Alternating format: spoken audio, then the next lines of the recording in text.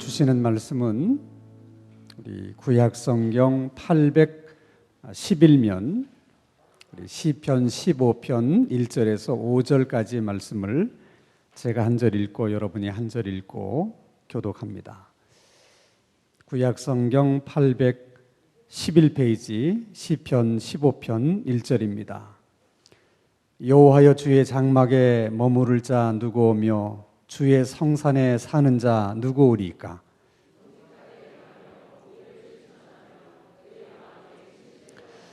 그의 혀로 남을 허물하지 아니하고 그의 이웃에게 악을 행하지 아니하며 그의 이웃을 비방하지 아니하며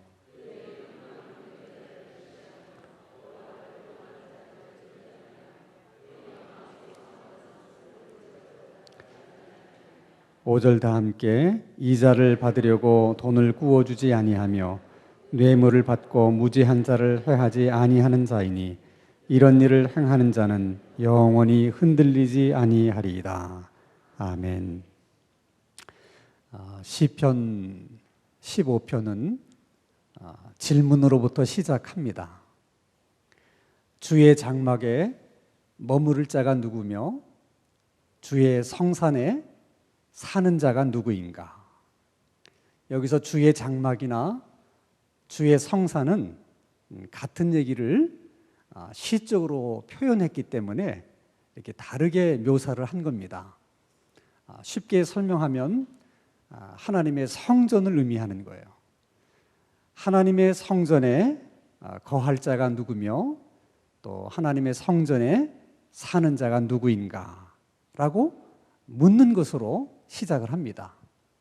자, 그러면 여러분이 대답해 보세요. 성전에서 사는 자가 누굽니까?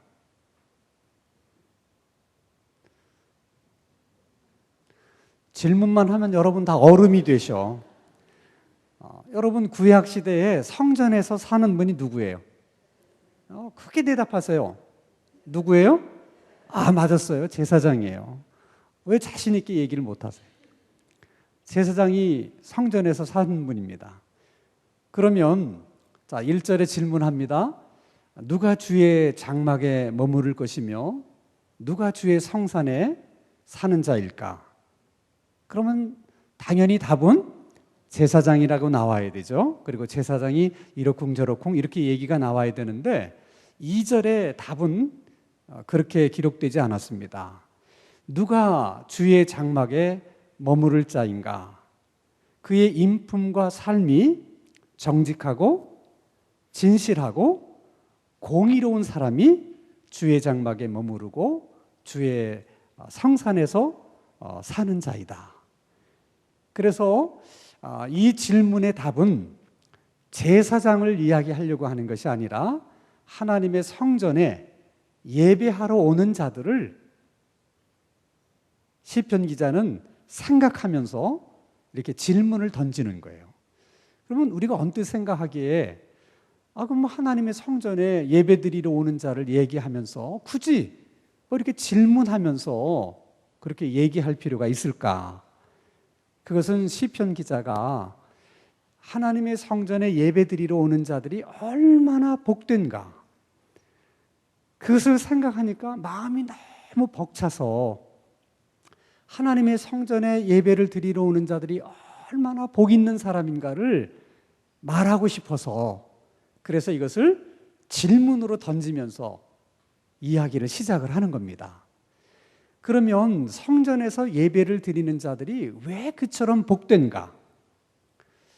자, 여러분 구약시대에 하나님의 성전에 들어가서 예배를 드릴 수 있는 사람들은 원하면 아무나 가서 누구든지 예배를 드릴 수가 없었습니다. 하나님의 성전에 들어가서 예배를 드릴 수 있는 사람들은 첫째, 이스라엘 사람들만 그렇게 예배를 드릴 수가 있었어요. 둘째, 이스라엘 사람들 가운데도 죄송하지만 여자는 안 되고 남자들만 들어가서 예배를 드릴 수 있었습니다. 셋째, 몸에 장애가 있으면 들어갈 수가 없었어요. 그러니까 신체가 건강한 사람만 들어갈 수가 있었습니다. 그리고 네 번째, 성경에서 말하는 부정한 병이 여러 가지가 있는데 아무리 신체가 사지가 멀쩡해도 성경에서 말하는 부정한 병에 걸린 사람은 또 들어갈 수가 없었습니다. 자, 그렇게 보면 하나님의 성전에 들어가서 예배를 하는 것, 누구나 할 수 있는 것이 아니었기 때문에, 그래서 성전에 들어가서 예배를 드릴 수 있는 사람의 입장에서 보면 그것은 특권입니다. 그래서 그걸 복되다고 말하는 거예요. 근데 여러분, 그 하나님의 성전에 들어가서 뭐 한두 번 예배를 드린 것도 엄청난 영광이고 특권인데, 누가 주의 장막에 머무를 것이며 누가 주의 성산에서 살겠는가? 머문다, 산다 하는 것은 한두 번을 이야기하는 것이 아니라 계속되는 것을 말하는 거거든요. 이게 한두 번 성전에 가서 하나님을 예배하는 것도 감사한 일이고 복된 일이고 영광스러운 일인데, 계속 그럴 수 있는 사람은 얼마나 복되겠는가? 여러분 얼굴 표정은 전혀 실감이 안 나는 것 같아요. 자, 여러분 한번 대통령을 한번 생각해 보세요. 신문이나 이렇게 제가 매스컴을 보다 보면 내가 박근혜 대통령을 만나서 해주고 싶은 얘기가 너무 많아. 근데 만날 수가 없어. 여러분, 대통령을 만난다는 게 얼마나 어려운 일인 줄 아십니까? 정말 대통령을 만날 수 있는 사람은 그 측근에 요직에 있는 몇 분만 만날 수가 있어요. 뭐 예를 들어서 재벌 회장도 대통령을 만나려고 하면 면회 신청을 하고 이게 받아들여져야 겨우 가서 만날 수 있는 거예요. 만나는 것도 여러분 뭐 많은 시간을 대통령이 만나주지 않아요. 잠깐 동안만 만나줍니다. 그러니까 대통령을 만날 수 있다는 것이 얼마나 영광스러운 일입니까? 근데 그것도 어쩌다가 한 번이 아니라 일 있을 때만 늘 대통령이 자기를 불러서 나는 늘 무슨 일이 있을 때마다 대통령을 만날 수 있다. 그런 사람은 대단한 거예요. 근데 우리들은 뭐 대통령은 대통령이고 나는 나니까 뭐 상관없다 이렇게 생각하지만 하여간 영광스러운 건 영광스러운 거야. 그래서 여러분 미국 대통령 오바마가 매년 휴가를 떠나잖아요. 이 휴가를 떠날 때 가족들하고만 가는 게 아니라 가서 같이 운동도 하면서 이게 같이 놀 수 있는 친구들을 오바마 대통령이 꼭 초청을 해서 같이 가요. 그래서 오바마 대통령이 휴가를 떠날 때 누가 초청을 받았는가? 이게 초미의 관심사야. 근데 대부분 뭐 작년에 초대받은 사람이 또 올해 초대받는 경우는 흔치 않아요. 그러니까 어느 해 딱 한 번이지만 대통령하고 휴가를 같이 보냈다. 굉장한 거잖아요. 왜냐하면 대통령하고 같이 운동을 하면 대통령하고 얘기할 수 있는 시간이 얼마나 많습니까? 그러니까 보통 사람이 초청받는 게 아니거든. 근데 오늘 신문에도 보니까 그 세계은행 총재인 김용 씨라고 하는 분이 이번에도 초청을 받았대. 그래서 많은 사람이 그분을 엄청 부러워하는 거예요. 얼마나 대통령이 그 사람을 좋아하면, 그 사람을 신임했으면 이렇게 매번 휴가 때마다 그를 초청하는가. 우리가 하나님 앞에 이렇게 예배를 드리러 나올 때 그런 마음이 있어야 된다는 거예요. 근데 우리는 오히려 많이 예배를 드리면 드릴수록 이게 별거 아닌 것 같다는 생각이 들어요. 시시하다는 생각이 들 수도 있고. 왜? 뭐 늘 그냥 내가 원하면 나와서 예배를 드릴 수 있기 때문에. 그렇지 않아요. 자, 그러면 왜 하나님 앞에 예배 드리러 나가는 자가 매번 초청을 받지 못하는 걸까?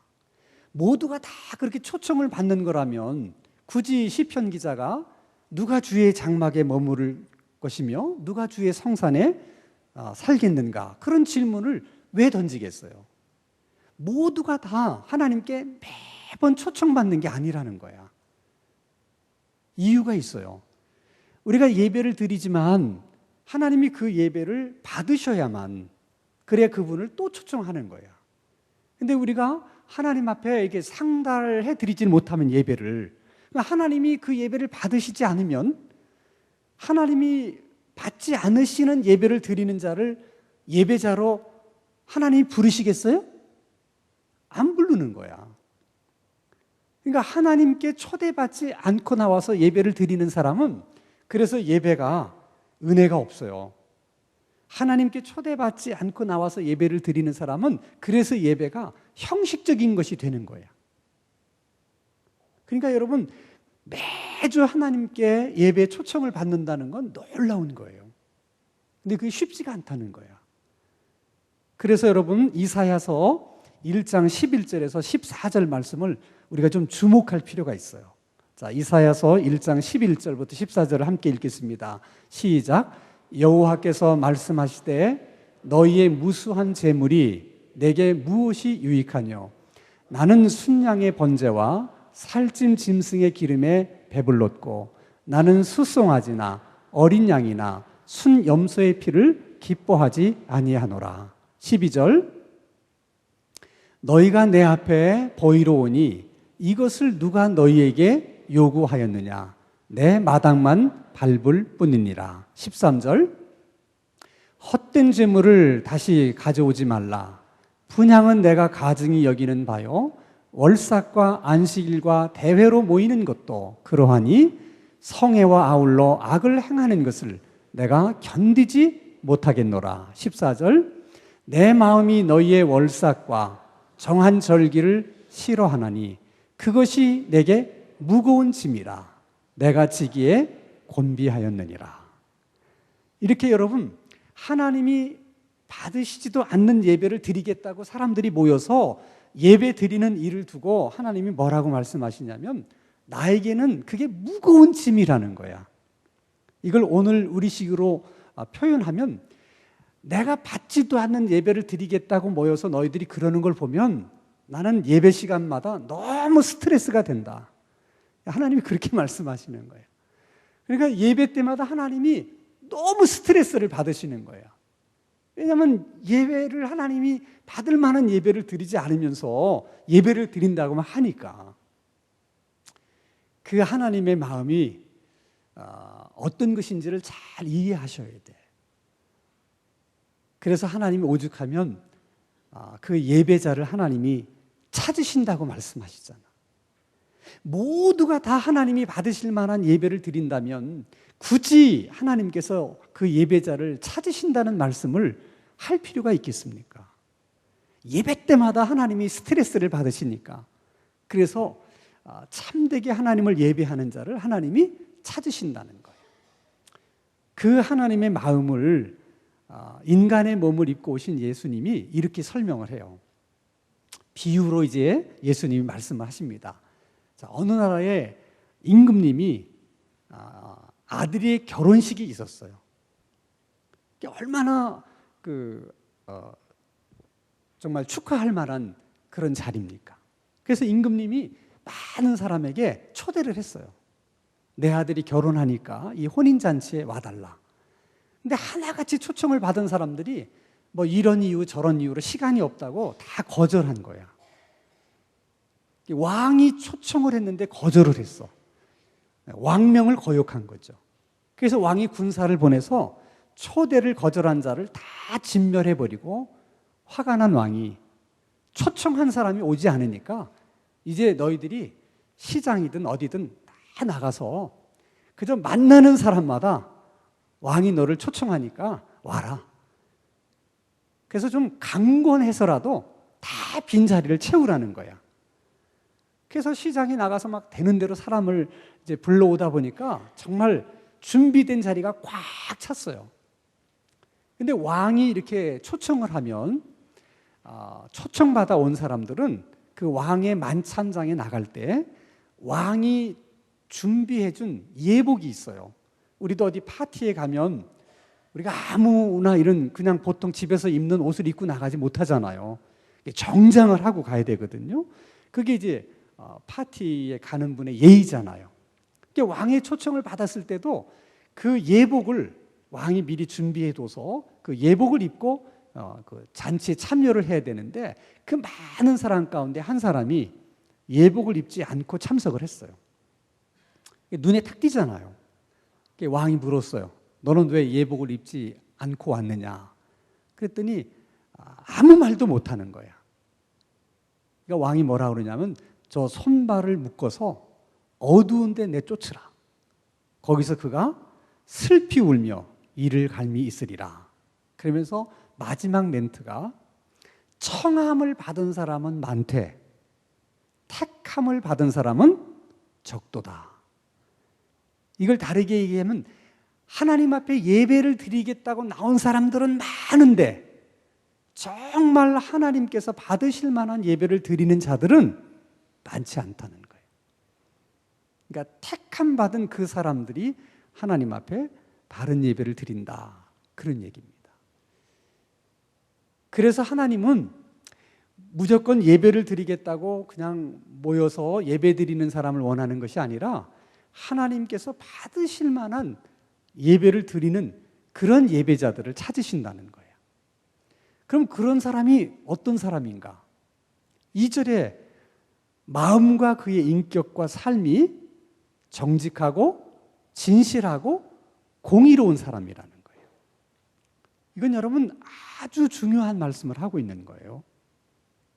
제사를 드릴 때 제일 중요한 것은 제물이에요. 그런데 하나님은 사실 이스라엘 백성들에게 제물을 요구하셨지만 그러나 더 하나님의 그 속 깊은 생각은 제물이 아니고 이스라엘 백성들의 삶이었어요. 그러니까 하나님이 정말 원하는 것은 이게 하나님 앞에 드려지는 짐승인 제물, 그게 아니라 이스라엘 백성들이 삶으로 드리는 제물을 원하신 거예요.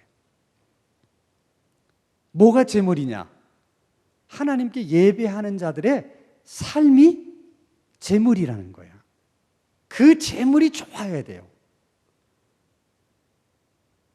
예를 들어서 제가 아주 오래전에 이제 대만을 갔는데 정말 그 대만 분들은 우상을 엄청 섬겨요. 근데 내가 깜짝 놀란 것은 교회를 다니시는 분들 중에도 자기 가정에 섬기던 신을 이렇게 버리지를 못해가지고 하나님 앞에 예배를 드리러 가는 날 아침에도 자기 집안에 있는 신에게 잘 다녀오겠다고 인사하고 간다는 거야, 예배당에. 이게 우리들의 머리로 이해가 돼야 안 돼요. 안 돼. 그래서 제가 그랬어요. 아니, 그러려면 그냥 그 우상을 섬기면 되지. 굳이 뭐하러 교회를 나와서 하나님을 섬기려고 그러느냐 그랬더니 다 이유가 있더라고. 어떤 분이 그분을 교회 나오라고 열심히 전도를 한 거야. 그래서 이분이 전도를 받아서 교회를 다니는데 이유가 뭐냐? 그렇게 정성을 다해서 전도를 했는데 그걸 거절하면 그 신이 삐져가지고 자기한테 화를 줄까 봐 그래가지고 교회를 나온다는 거야. 그러니까 여러분, 그분도 주일날 예배당에 나와서 예배를 드린다니까? 그렇지만은 그의 삶이 예배자의 삶이 아니잖아요. 그러니까 그런 사람들이 나와서 드리는 예배는 하나님이 받으실 수가 없는 거예요. 그러면 우리들이 관심사는 정직하고 진실하고 공의로운 그런 삶과 인격을 가진 자의 예배를 하나님이 받으신다면 구체적으로 정직하고 진실하고 공의롭다는 것이 뭐냐? 그거를 이제 3절부터 쭉 설명을 했는데 정리하면 이거예요. 진실하다고 하는 것이 하나는 이웃에게 진실하는 부분이 있고 다른 하나는 하나님께 진실한 부분이 있어요. 자, 이웃에게 진실하다는 건 뭐냐?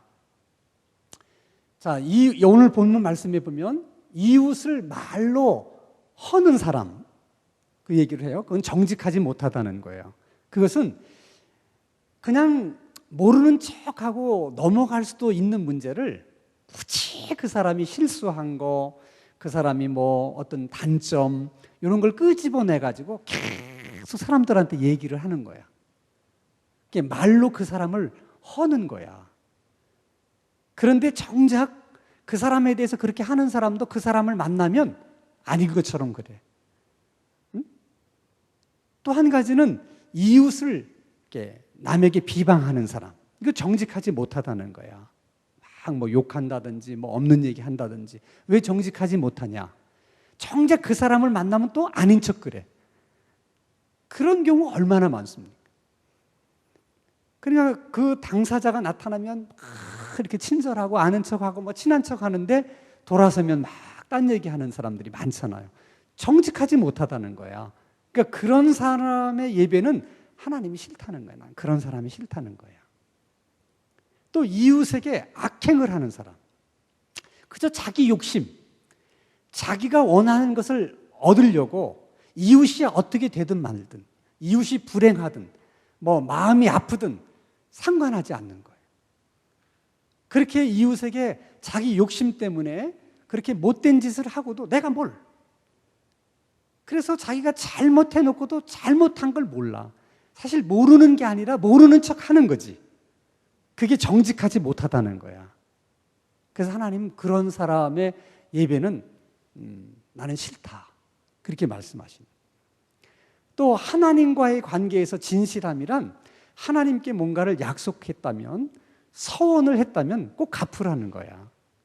하나님은 한 번도 우리하고의 약속에서 하나님이 일군이어 하신 적이 없다는 거야. 하나님은 우리하고 약속을 하시면 하나님은 정말 생명을 걸고 그 약속을 지키시는 하나님이라는 거야. 너희들도 하나님과 약속을 하면 그래야 된다는 거야. 그러니까 하나님하고 약속해놓고 안 지키는 사람, 난 그런 사람 싫다는 거예요. 그래서 여러분, 하나님하고 약속하는 거, 이런 것은 굉장히 조심해야 돼요. 함부로 약속을 하면 안 돼. 그리고 약속을 또 막 이렇게 강요를 한다든지, 약속을 하도록 이렇게 사람을 부추긴다든지, 그것도 위험한 거야. 예전에 이제 그 부흥 강사들이 교회 성장에 이렇게 아주 선한 영향력을 끼친 부분도 많지만, 또 사실은 부정적인 영향력을 끼친 것도 많아요. 그건 뭐냐면 이제 부흥회 하면서 어떻게 보면 막 은혜가 달아올랐을 때 막 이제 사람들에게 어떤 헌금을 작정을 시켜요. 그래서 10만 원 손들어, 뭐 50만 원 손들어, 막 그렇게 하는 거야. 그것이 이제 성령의 감동함으로 정말 내 마음속에서 우러나서 내가 그렇게 해야 되겠다, 이런 결심이 생겨서, 그래서 본인이 하나님 앞에 서원하고 약속하는 건 아름다운 거예요.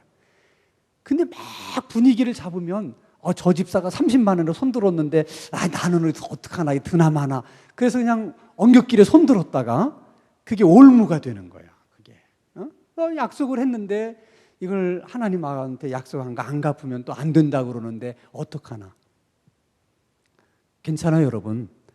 여러분이 성령의 감동함으로 진심으로 약속하지 못한 것은 여러분이 다 부족해서 그런 거야. 그건 어떻게 해야 되냐면 회개하시면 돼. 하나님 앞에 그날 내가 이게 너무 분위기에 휩쓸려 가지고 사실 제 마음에 없는 것을 하나님 앞에 이렇게 약속을 했다. 내가 큰 죄를 졌다. 하나님 용서해달라. 그래서 그것은 회개를 하고 없던 걸로 해야 돼. 근데 그거를 또 마음에 없는 약속을 해놓고도 그거 안 지키면 또 하나님이 뭔가 벌 줄까 봐 항상 두려움에 사로잡혀 가지고 그렇게 살면 안 돼. 그건 하나님을 그런 하나님으로 여러분이 생각하시면 안 돼요. 그러나 자신이 알아. 그날 내가 하나님 앞에 서원한 것은 누가 뭐라고 그래도 내가 진심으로 하나님 앞에 서원했어, 그날은. 근데 이게 살아가다 보니까 환경이나 여건이 그 약속을 지키기가 너무 어려운 거야. 그래서 마음이 좀, 지킬 마음이 좀 이렇게 없어진다든지, 그건 문제가 돼요. 아무리 여러분들이 힘들어도 하나님하고 서원한 것이나 약속한 것은 갚으셔야 돼. 그리고 그렇게 약속을 지키는 자에게 또 하나님이 복을 주셔요. 여러분이 하나님과의 약속을 지키면 하나님도 여러분과의 약속을 지키시는 거라. 그러니까 함부로 하나님 앞에 서원하거나 약속하지는 말고, 그러나 서원하고 약속한 것이 있으면 어떻게 지키려고 해야 돼. 여러분들은 하나님하고 약속한 게 뭐가 있어? 또 없다고 뻑뻑 우기지 말어. 여러분들이 다 임직 받을 때 약속한 거 있고 세례 받을 때 약속한 거 있고 다 있잖아. 그것도 여러분 하나님과 모든 교인들 앞에서 서약하고 약속한 거야. 그것도 여러분 지키려고 해야 돼. 특히 여러분 결혼할 때 약속한 것도 그때 정신없어 갖고 내가 네 그랬습니다 그렇게 오리발 내밀면 안 돼. 다 그때도 여러분들이 약속한 거야 그거. 그러니까 자기가 약속한 것을 지키려고 해야 돼. 그러니까 하나님과의 관계에 있어서나 사람들과의 관계에 있어서 약속을 너무 쉽게 하지는 말아야 되지만 일단 약속한 것은 어떻게 해야 된다? 지키려고 해야 된다. 그런 사람이 정직하고 진실한 사람이라는 거예요. 또 하나님이 공의롭지 않은 사람을 하나님이 싫어하신다는 거야. 뇌물을 받고 재판을 이렇게 그르치는 사람. 이걸 오늘 우리식으로 얘기하면 뇌물을 안 받으면 해줄 일도 안 해준다든지 뇌물을 받으면 해줄 수 없는 일도 해준다든지 그런 사람을 하나님이 싫어한다는 거예요. 공의롭지 못하다는 거야. 그거는 또 하는 것은 남에게 돈을 빌려줘가지고 너무 많은 이자를 받아가지고 그 사람은 어렵기 때문에 돈을 빌렸는데 그런 상황을 외면하고 고금리의 이자를 받아서 나중에 그 사람이 그놈의 이자 때문에 아주 삶이 망가질 정도로 이렇게 만드는 그런 사람도 하나님이 싫다는 거야. 그런 사람도. 그러니까 하나님께서 이렇게 공의롭고 진실하고 이렇게 정직한 삶이 뒷받침되는 그런 예배자들을 찾으시고 그런 예배를 받으신다는 거예요. 그래서 여러분 우리가 그런 예배를 드리려고 하면 먼저는 우리 자신에 대한 바른 이해가 있어야 돼. 그러니까 우리가 성숙한 인격을 갖는다. 그리고 건강한 삶을 살려고 할 때 제일 중요한 게 뭐냐면 내 자신에 대한 바른 이해예요. 많은 사람들이 착각하고 있는 것 중에 하나가 뭐냐면 내 자신에 대해서 누구보다도 내가 잘한다고 생각해. 안 그래요, 여러분? 어떤 때는요, 정말 제일 내가 내 자신을 모를 수도 있어요. 그래서 우리 속담에 등잔 밑이 어둡다고 그러잖아. 정말 그래요. 제가 한번 여러분에게 물어볼게요. 여러분 초등학교 6년, 중학교 3년, 고등학교 3년, 뭐 대학 4년 나왔는데 얼마나 많이 공부를 했어요, 학교 공부. 근데 그 과목 가운데 내가 누군지를 가르쳐주는 과목이 있었어요? 한 번도 없었잖아. 그럼 여러분 내가 누군지를 누구한테 배워봤어요? 근데 어떻게 잘 알아? 여러분이 여러분 자신에 대해서 잘 아는 부분도 있지만 모르는 부분이 더 많을 수 있어요. 그래서 우리는 이렇게 교회 안에서 이 공동체의 삶이 중요하다는 것은 뭐냐면 많은 성도들과 함께 말씀도 공부하고 많은 성도들과 함께 이렇게 교제도 하고 기도하면서 나를 이해하는 거야. 나를 배우는 거예요, 여러분. 그래서 다른 사람들이 어떻게 보면 내가 누군지를 볼 수 있게끔 만들어주는 거울이야. 그래서 상대방이 잘하는 걸 보면서도 나를 이해하게 되고 그 사람이 잘못하는 것을 보면서도 나를 어떻게 또 깨닫게 되는 거야. 그래서 이 공동체의 삶이 굉장히 중요한 거예요, 여러분. 교회 안에서 할 수 있으면 많은 성도들하고 교제를 나눠야 돼. 근데 이제 많은 부분들이 그거를 싫어하는 이유가 뭐냐면 이렇게 어울리다 보니까 너무 상처를 많이 받는다는 거야. 상처를. 근데 그것도 여러분 냉정하게 생각해 봐봐. 꼭 상대방이 잘못해서 내가 상처를 받는 거예요? 여러분 그런 부분도 있지만 그게 자기의 착각일 수도 있다는 거야. 그러니까 결국은 상처받을 수 않은 일들, 전혀 상처받을 필요가 없는 일에 대해서도 상처를 잘 받는 게 나라는 거야.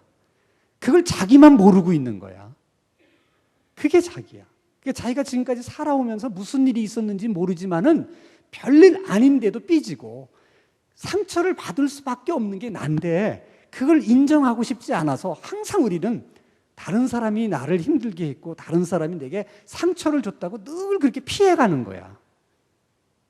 그러면 여러분 자신을 배울 수 있는 기회가 없어요. 그런 것을 놓고 정말 내가 누군지에 대한 바른 이해가 있어야 돼. 그것은 여러분 교회도 마찬가지예요. 우리가 이 신당중앙교회 그럴 때 신당중앙교회를 우리가 제일 모를 수 있어. 그래서 가끔은 교회들이 믿지 않는 세상 사람들이 교회에 대해서 하는 얘기를 잘 들을 필요가 있어요. 그들의 얘기가 다 옳은 얘기는 아니지만 우리가 정작 모르고 있는 것들을 그들은 보면서 교회에 대해서 얘기를 막 하는 것이 있다니까. 그래서 세상 사람들이 예수를 믿는 사람들과 교회에 대해서 가장 많이 하는 말이 뭐냐면 이기적이라는 거예요. 근데 우리는 이기적이라고 생각해요, 안 해요? 우리끼리니까 얘기하고 싶지가 않아. 근데 세상 사람들은 예수 믿는 사람들에 대해서 제일 먼저 떠오르는 이미지가 뭐냐? 이기적이라는 거야. 근데 우리는 정작 그렇게 생각 안 하는 거야. 이게 우리가 모르는 거야. 예수 믿는 사람들이 굉장히 이기적이에요. 몇 가지 예를 들어볼게요. 자, 우리들은 나와서 기도할 때 다 내가 잘 되고 그 다음에는 우리 가족들이 잘 되고 그렇죠? 그것은 사실 잘못된 건 아니에요. 일단 내가 잘 되고 우리 가족이 잘 돼야 그 다음에 뭘도 할 수 있으니까. 근데 우리가 이기적이 되는 것은 거기까지라는 거야. 그냥 나만 잘 되고 내 남편만 잘 되고 우리 아들만 잘 되고 우리 딸만 잘 되고 우리 가족만 잘 되면 된다는 거야. 그러면 이기적이 되는 거예요, 여러분. 그렇게 잘 돼가지고 그 다음에 그 잘 된 걸 가지고 어떻게 이웃들과 나누고 섬기고 그래야 되는 거예요. 그러니까 하나님이 우리들에게 복을 주시는 것도 일단 우리가 복을 받아서 그것을 나누라고 섬기라고 우리에게 그런 복을 주시는데 우리는 거기까지야 그냥. 그러니까 예수 믿는 사람들이 기도해서 문제도 해결되고 사업도 잘 됐어요. 근데 그것을 사람들하고 나누어야지 세상 사람들이 볼 때 믿는 사람들이 역시 다르다 그럴 텐데 세상 사람들이 볼 때 예수 믿는 사람들은 그런 부분에 대해서 너무 인색하다는 거야. 이기적이다. 근데 실제로 여러분 교회 안에서도 보면 우리들이 얼마나 이기적인가를 금방 알아요. 자, 교회 일을 하다 보면 부서 이기주의라는 게 있어. 자, 찬양대는 찬양대, 교사는 교사들. 얼마나 이기적인지 몰라요. 본인들만 몰라. 그래서 무슨 일을 하자 그럴 때, 자, 이게 전체 교회를 위해서 유익해. 그래도 자기 부서가 뭐가 문제가 생기면 노야. 사실 그렇거든요, 다. 우리가 어떤 일을 하든 어떤 부서에 하든 이게 정말 주님을 위하는 일이고 더 교회가 유익되는 일이라면 우리가 양보하고 그래야 되잖아. 쉽지 않아요. 절대로 쉽지 않습니다. 여러분, 부서 이기주의만 있는 게 아니에요. 봉사하시는 분들도 또 굉장히 이기적입니다. 자, 여러분 봉사를 하잖아요. 어느 부서에서. 그러면 이제 내가 이제 올해 한 해 동안 한다든지 뭐 한 2년 동안 봉사를 한다든지 그런 다음에 다른 팀이 와서 또 봉사를 하잖아요. 그럼 우리가 우리가 봉사할 때 몰랐던 거를 막 하다 보니까 뭐 시행착오도 하게 되고 뭐 여러 가지 어려운 일들이 있잖아요. 그러면 그런 걸 다 경험을 모아가지고 다음 사람들이 할 때 우리처럼 고생하지 말라고 그 모든 노하우를 어떻게 해줘야 돼? 전수해줘야 되잖아요. 그래서 우리보다는 너희들은 더 잘해야 된다. 그래야 되잖아. 안 가르쳐줘. 우리가 얼마나 고생하면서 그랬는데 니네도 고생해봐라. 더 이기적인 것은 우리 때 제일 잘했다. 그 얘기 듣고 싶은 거예요. 그래서 그 다음 사람들이 와서 잘하는 꼴도 보기 싫어. 그게 여러분 정말 교회를 위하는 거냐는 거야. 나를 위하는 것이고 우리를 위하는 것이지. 그게 우리라고요. 근데 우리는 그걸 모르고 있는 거예요. 얼마나 이기적인지를. 뭐든지 여러분 제가 늘 되풀이하면서 얘기하지만은 우리의 평가는 내가 내 때에 한 걸로 평가받는 게 아니에요. 항상 그 다음 때의 사람들이 어떻게 하느냐. 그분들이 내 상급이야. 항상 그렇게 생각해야 돼. 그래서 제가 늘 얘기하잖아. 내가 구역장인데 만약에 내가 권찰을 잘 이렇게 키운다 그럴 때 그 권찰이 나를 넘어서야 그게 나의 상급이 된다니까. 그분이 더 잘해야 돼. 그래야 주님의 교회가 계속 발전할 수 있는 거야. 그러니까 우리도 마찬가지. 우리가 열심히 해서 다음 세대에게 모든 것을 다 넘겨줘서 그 다음 세대가 우리를 딛고 일어서서 우리보다는 더 잘할 수 있어요. 그게 우리의 뭐라고? 상급이야. 그래야지 우리 때가 제일 잘했어. 역대 우리처럼 잘한 게 없어. 소용없는 거야. 그건 우리들끼리 그냥 하는 얘기지 그건 하나님 앞에 좋은 평가를 받을 수가 없는 거야. 항상 그런 마음이 있어야 돼. 그러니까 여러분들이 어느 부서에서 봉사를 하든 항상 그런 마음을 가지고 많은 거 다 뭐 깨알같이 적어서 다 넘겨주세요. 그래서 그분들은 시행착오하지 않고 더 잘할 수 있도록. 하다못해 어느 슈퍼에 가니까 더 싸다. 그거까지도 다 적어줘가지고 다 넘겨줘야 돼. 오늘 본문에서 이렇게 하나님께 상달될 수 있는 이런 예배를 드리는 자들은 영원히 흔들리지 않는다. 그렇게 하고 끝내요. 왜 흔들리지 않는가? 하나님이 그를 붙들어 주기 때문이야. 왜 하나님이 그를 붙들어 주는가? 너무 귀해서. 그래서 그런 사람은 무슨 경제에 바람이 불든 질병의 바람이 불든 세상에 어떤 환난과 고난의 바람이 불더라도 하나님이 너무 그분은 귀하니까 어떻게 한다고? 넘어지지 않도록 지켜주신다는 거예요.